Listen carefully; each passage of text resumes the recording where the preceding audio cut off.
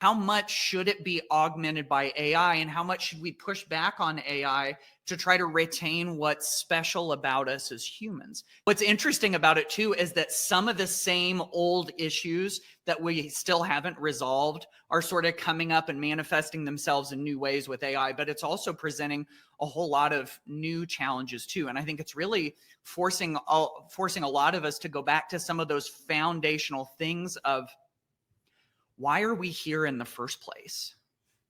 Like, what are we trying to accomplish as teachers? What do our students need from us to go out and survive and thrive in the world? And to survive and thrive in the world in 5 years, 10 years, 15, 20 years, that is probably in some ways going to look very, very, very different than the way that it does now. And how do we prepare them for that world when we can't even totally see it yet? How much should it be augmented by AI, and how much should we push back on AI to try to retain what's special about us as humans? There's this huge balance that we're going to have to wrestle with.